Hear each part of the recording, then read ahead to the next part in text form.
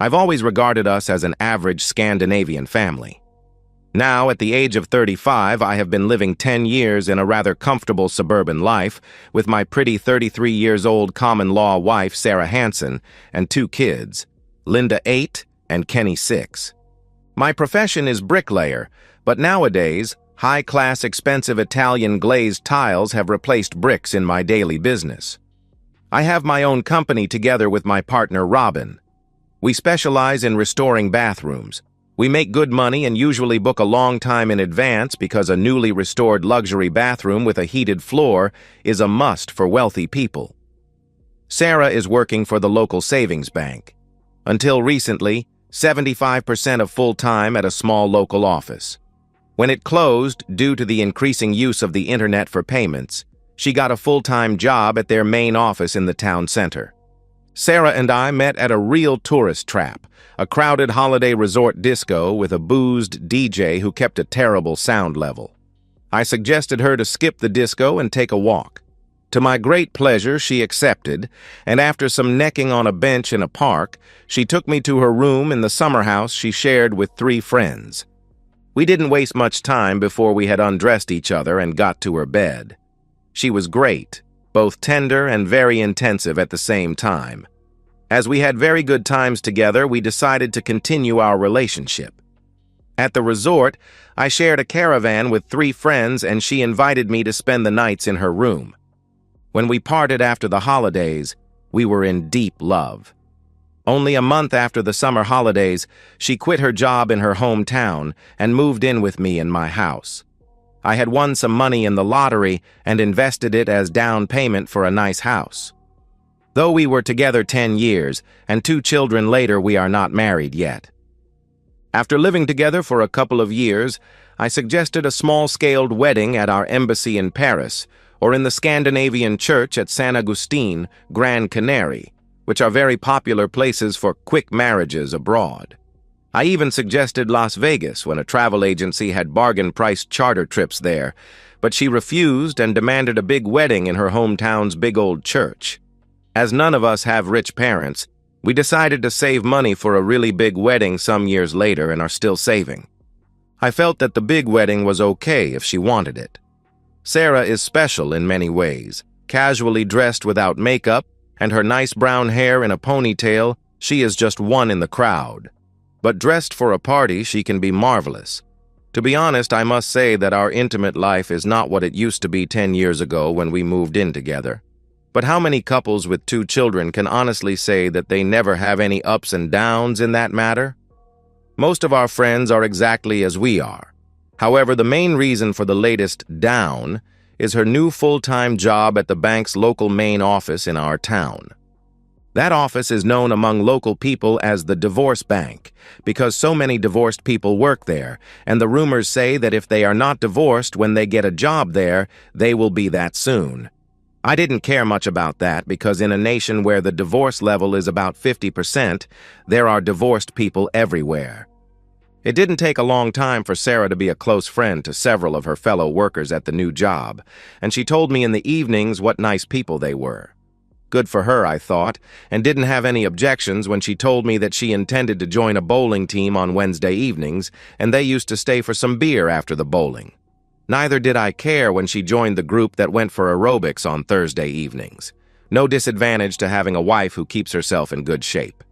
Even her Tuesday evenings out for a GI Slimming Food cooking class for 6 Tuesdays were okay with me. Sarah had talked much about her new friends, but not any personal matters, only their first names or pet names, and I hadn't asked for further details. One Thursday evening, she came home late from her aerobics. I finally had enough when she told me that one of the best bands in the country was playing at the big dance hall in our country's capital on a Saturday evening, and her friends wanted to go there. She didn't want to go, but she was the only one in the group with a rather new, full-sized car, a Volvo V70. She had been persuaded to drive them to the dance. Then she told me that they should have an after-work meeting tomorrow, Friday evening, to plan the trip, and hoped that I didn't have any objections. Of course, I didn't own her, and she was free to go wherever she wanted to go. Even if I didn't have any objections, I had several questions. Was it really necessary for Sarah to spend 5 evenings a week with her fellow workers and neglect our children even Friday evening? Something must be wrong in our relationship because even our intimate moments had by gone to a poor level. Too many not tonights, and I'm too tired tonights, and too many lousy quick encounters. I had never wanted to act as some kind of a watchdog against her, because in my opinion, an adult is responsible for her own behavior.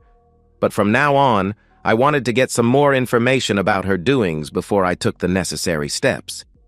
How come all of your friends only have access to old small cars? Don't any of their husbands make enough money to have a decent car? I asked. Lena has an old small car, and the 2 others who are going with me don't have any car at all, she replied. And what are their husbands doing? Are you the only woman at the bank with children who care when their mom neglects them during the whole week for friends whom she already spent 8 hours a day with at her work? I questioned, my frustration evident. Of course my friends have children, but they don't have them every week, and they don't have any nagging husbands who demand them to stay at home as unpaid maids, Sarah shot back defensively. So, nowadays I'm disqualified to a nagging husband, or shall I say a damn boarding house landlord who ought to give you an extra reward for the rare evenings you have time to see your children, I said, my voice rising. I didn't say that, you did, she responded quickly. Yes, I did, because nowadays your divorce gang seems to be your first choice and hold much more importance for you than your family. Keep going, and you'll be qualified for a real membership in their club. Not difficult to get it, if that is what you really want, I pressed. That's not fair. You ought to know I love you and my children. My family will always be my first choice, Sarah insisted, her voice softening slightly. Yes, but we don't understand your way to show it. Not easy for me to tell our children on Friday evening that the singles bar crowd at a shabby bar are more important for you than they are, I replied. I have never cheated on you, so you don't have any reason to be mad and jealous, she said, crossing her arms.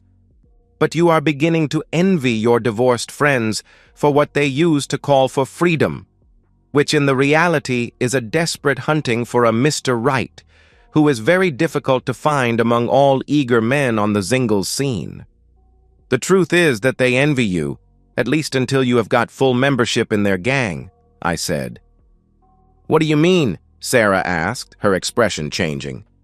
Keep going out 5 evenings a week with the divorce gang, and I promise that even you are free from children every other week, I concluded firmly. She left the room in anger without any further comments. I got a feeling that our children and I were the next candidates for the divorce bank's long list of crashed marriages. I could try to demand that she stay home on Friday and Saturday evenings, but the benefits of that, if there were any, should only be of limited value for a very short time. I decided to let her make her own choices and take the consequences. The next day, I went to an electronics store where I found exactly what I was searching for, a small-sized Japanese voice-activated digital recorder with a capacity of 4 hours on a memory stick. It was easy to hide it in the V70. My tests were very successful even with CD or radio switched on. It was possible to hear what the driver said. Today it is common for families with children used to spend Friday evenings together as a family fun evening with some good food, snacks, play games, and have fun together. Our children didn't care much that their mother wasn't at home the other evenings, but Friday was important for them. Sarah had promised them that only be slightly late, but still be home early enough to have a good time with them. Somehow I got a feeling that they understood that we had got equal problems in our family as several of their friends with divorced parents. But neither the kids nor I mentioned anything such. They had already been sleeping several hours when a rather tipsy and messy Sarah came home at 12:30 and went directly to bed. The driving time to the dance hall is about 1 hour, and Sarah said they had booked a table for 8 o'clock, while she left sometimes after 6, with her hair still in a ponytail, knee-long gray skirt, and comfortable low-heeled shoes. She looked young and girlish, at least far from provocatively dressed for attention-seeking. She wanted to have plenty of time to pick up the others at their homes and be there in good time for some food before the dance began. I had done some errands during the Saturday afternoon with the car and switched on the recorder when I got home. Sarah was back home about 3:30 in the morning, and I pretended to be sleeping when she sneaked into her bed. The time was as expected, nothing to say about that. She slept until 11 o'clock, and after a quick lunch, she and the kids left for her sister's. I had been out to the car and taken the recorder. As soon as they had left, I went to my home office, connected the player to the PC via USB, and began to listen. Her first stop was to pick up a girl whom she greeted as Lena, who took the front seat, and some minutes later 2 others which they called Mona and Megan, which is a popular form of Margaret, got into the back seat. There was much giggling and singing of the hits the band of the evening was famous for. Obviously, Sarah's 3 friends had been to the dance hall rather recently because they already had dates there waiting for them. Nothing of my interest was said before some of those in the back seat asked Lena, "Did your date have a cute guy for Sarah?" A woman's voice called from the back seat. "Yes. He said it is one of his fellow workers. Newly divorced nice guy with an apartment only a few kilometers from the dance hall," Lena answered enthusiastically. "Good for you too, because your date is married, isn't he?" The same voice from the back seat asked.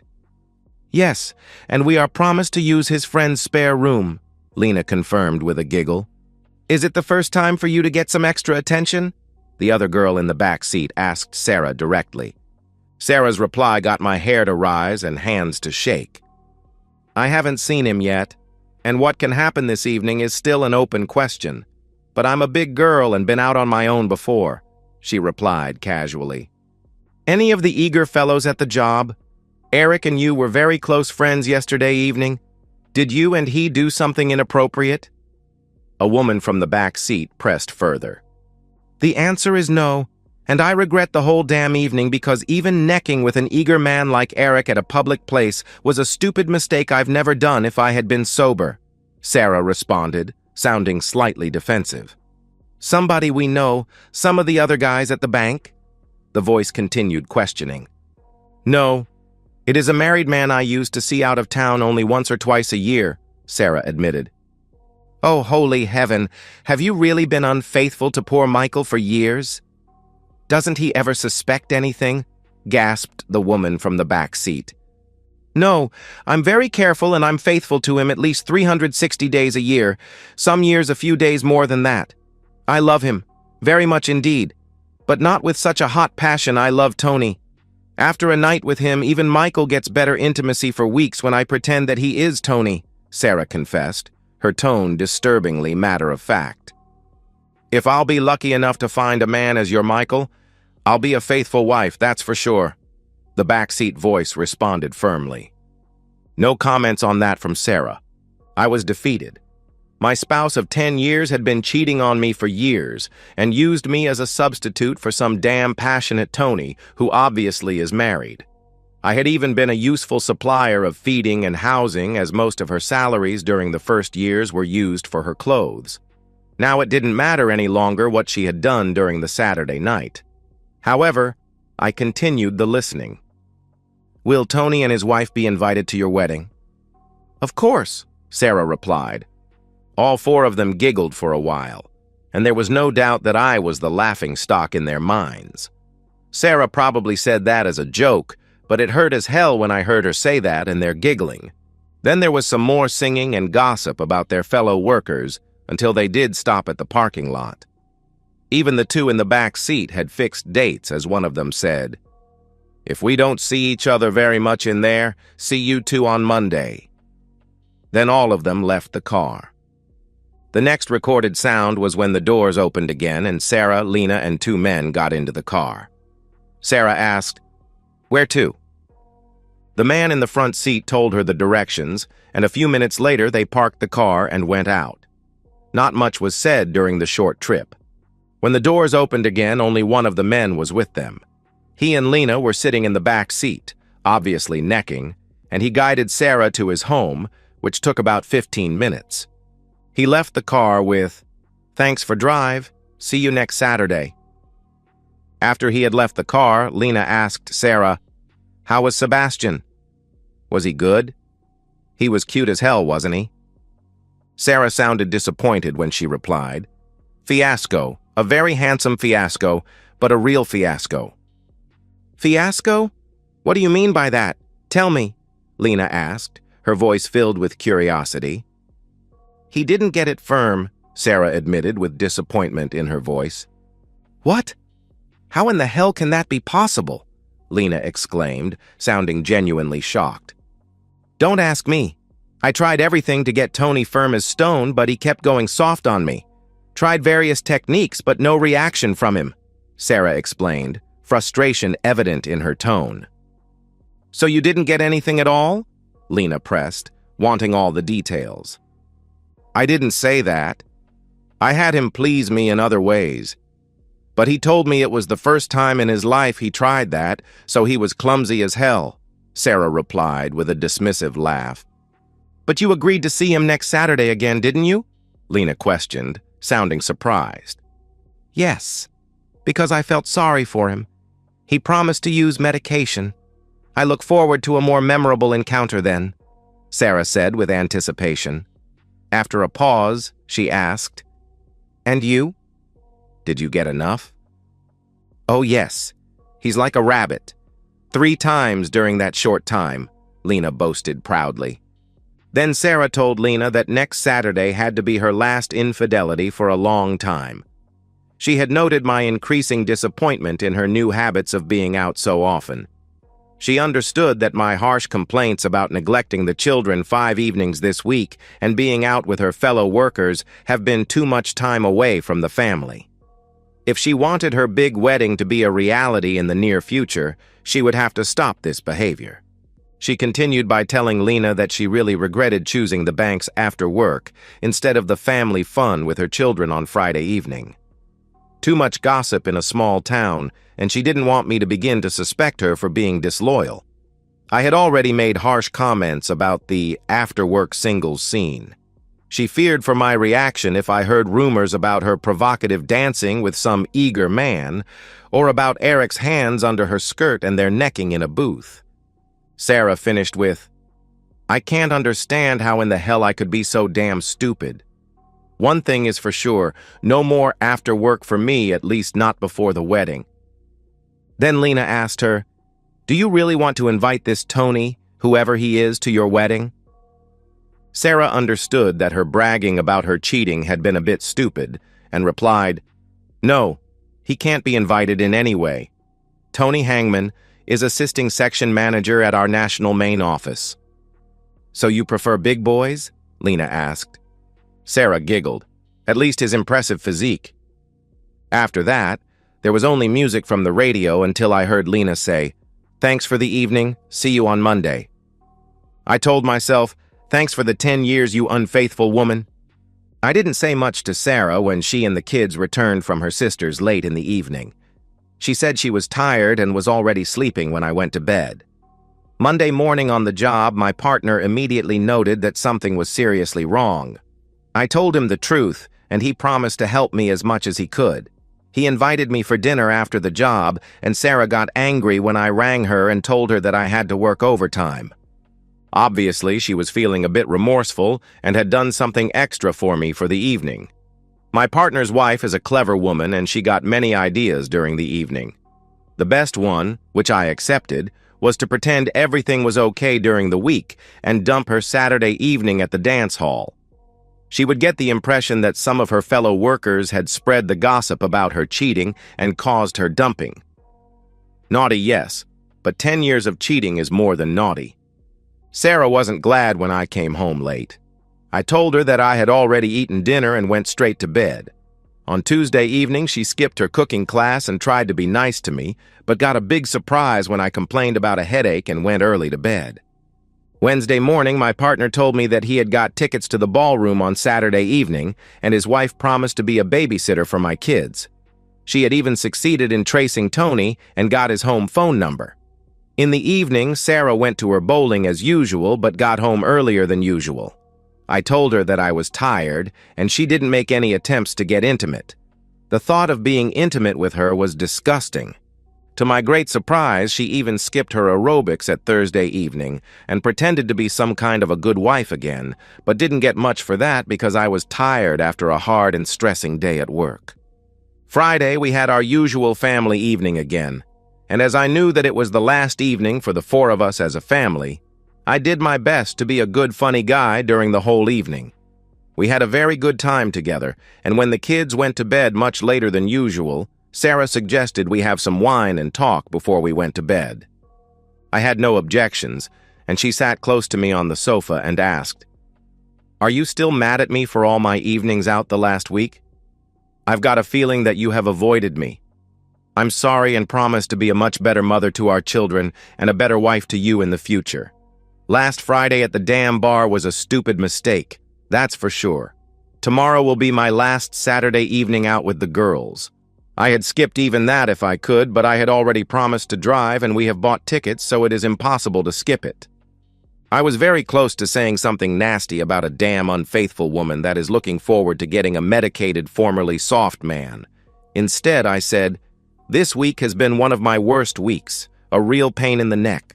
I've been totally worn out by evening, but I know that the next week will be much better. That's for sure." I meant every word of that and knew I was right. We talked, or more correct, she talked about her plans for the wedding, and I listened until we had emptied the wine bottle. Then I went to bed.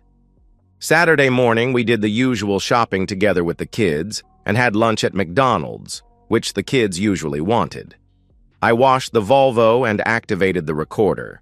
Then a few minutes after 6, Sarah gave me a kiss and left for catching her friends and for the expected medicated date. This evening, she was dressed more attractively than the last week. I looked at her with tears in my eyes. She was a beautiful woman, very nice indeed.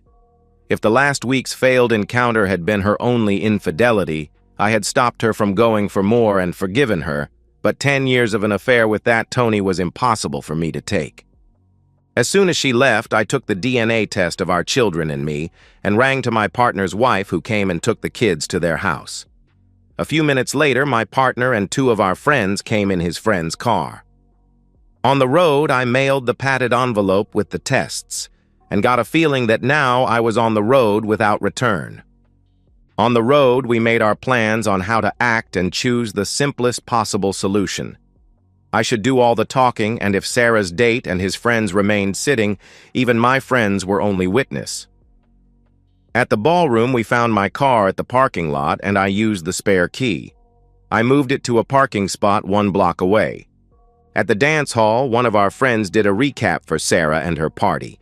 He came back and told us he had found her in the restaurant section, eating at a table together with 3 women and 4 men. I decided to go into action. We went to their table, and Sarah got very pale when she saw my friends and me. Before she found anything to say to me, I said with a loud voice, "Hello, Sarah. So that's the famous Sebastian the Incapable who didn't perform last week. Hopefully he has kept his promise to be loaded with medication, so you will have better luck tonight. You can stay here forever with the poor fellow. I don't care a bit what you are doing anymore, but I'll take my car when I'm going home. Thanks for 10 years, and goodbye, unfaithful woman." People sitting at the tables close to theirs had heard everything I said and began to laugh. None of the 4 men at her table made any attempt to rise up and attack me. When I was a few steps from their table, I heard Sarah shouting, "Michael, it isn't what you think!" Robin and I went direct to my car, and the 2 others stayed at the dance hall for dancing. In the car, Robin took the driver's seat, and I rang Tony Hagman's home number. To my good luck, it was his wife who took the call. "Annalie Hagman here." "Good evening, Mrs. Hagman. My name is Michael Albertson. My wife is a very close friend to your husband, and I regret to say that I have some information you ought to know." I told her everything I knew and gave her my cell phone number so she could get further information later on. She took it rather cool and told me that Sarah was his second known affair so far. She had forgiven him for the first she found out about 1 year ago, but had been suspecting that wasn't his only. She promised that he was in serious trouble this time. Robin's wife persuaded me to let my kids stay at their place overnight, just in case Sarah skipped Sebastian the Incapable and came home in a desperate attempt to get me to forgive her. That is exactly what happened. I didn't get time to do anything else than bring her clothes to the spare room when she came home in a taxi. She heard that I was in the kitchen and came in and began her attempts. "Please listen to me. I'm sorry and confess that I've been stupid and neglected the family, but I promise that the family will always be my first choice from now on. My relation to Sebastian is not as bad as you think it is. Please let me explain everything," Sarah pleaded, her voice trembling. "Yes, it is not as bad as I ought to think, because now I know that this damn mess is much worse," I replied coldly, staring her down. "I can swear that I've never been intimate with Sebastian," she insisted, looking directly into my eyes. "Only because he failed to do that. But you tried to help him and let that fellow touch you inappropriately," I shot back, my voice laced with disgust. "Please listen to me and let me explain everything," Sarah begged, tears beginning to form. "In that case, you can begin with what you and Tony Hangman did 10 years ago and continue with what you and he have done every year since then," I said deliberately, watching her reaction carefully. Now she was ash-gray in her face. She began to sob and said, "I don't understand what you mean." "I can refresh your memory," I continued, my voice growing harder. "He was your first boss at the bank, and you have been intimate with him regularly during almost the whole time we've been together. His wife told me that he is a real womanizer, and she has dumped him now. Even a disloyal person such as you ought to understand that no man can take such humiliation. Your clothes are in the spare room, and I want you to get your things and your belongings out of my house as soon as possible. The dirty game is over." "Where are the children?" Sarah whispered, her voice barely audible as the reality of the situation hit her. "At Robin's house for the night. They will be back tomorrow," I answered flatly, offering no comfort. When Sarah heard that I knew about Tony, she understood that the game was over, began to cry, and went to bed in the spare room without any further comments. I took the recorder and earphones and went to the bedroom to listen. It began with singing and giggling as the last week while Lena and the two others shared a bottle of wine. Then one of them said, "What's the matter with you, Sarah? You're so silent." Lena replied, "She's looking forward to Sebastian's impressive physique." Then I heard Sarah, "Last Friday was a damn mistake. Somebody has obviously told Michael about Eric's damn necking. He has neglected me during the whole week, thou. I skipped both the cooking class and aerobics, and I did my best to cheer him up." Lena told her, "But I'm sure you'll be well rewarded tonight." "Yes, but is it worth that?" Sarah asked hesitantly, doubt evident in her voice. "I've been dreaming about and looking forward to my wedding for 10 years. And now I'm taking a hell of a stupid risk for getting some quick encounters with poor Sebastian." "You don't have to be with him," Lena reassured her with a casual tone. "Do it or skip it. It's your own choice.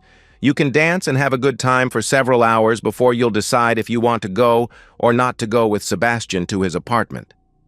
Obviously, Sarah found her suggestion as a fair solution to her problems as she began to sing and giggle again for the rest of their journey. Nobody will ever know her decision, because I interrupted the party. When Sarah came to the kitchen for some breakfast late Sunday morning, I told her that her escapades with Eric and ineffective Sebastian could be forgiven for the price of the wedding canceled for many years. But being intimate with Tony for 10 years was far too much for me to take. She understood that the game was over, and I told her the new conditions for living as a lodger in my house until she found an apartment. One of the advantages of living together without wedding is an easier separation. We have a law, which gives some protection for the weaker part, but not much of it was valid in our case. Each one of us owned what we had paid for. Sarah had used the main part of her salary after she paid her part of the food for her own clothes, makeup, and hair salons. She hadn't bought or paid very much for our other things. However, I allowed her to take what she wanted of curtains, carpets, linen, and so on, even one of our TV sets and some furniture, and I promised to buy furniture to children's rooms when she had found an apartment to rent, and until then she was allowed to live in my spare room. I suggested shared custody of the children, and she promised to think about it and do her best to cooperate in all matters regarding the children. Then trouble hit when I got the DNA test results. Linda wasn't my daughter. The legal mill grinded slowly, but when everything was over, Tony had to pay alimony for her, and I got compensation from the state for those years I had paid for her. Sarah kept her word about not using the children against me, and I have succeeded in getting acceptable agreements about both of them. We are going to share the custody for Kenny until he is 12, when it will be up to him to decide with whom of us he wants to live. Linda has her room in my house as usual, and it is up to her to decide if she wants to join Kenny those weeks he is living at my place.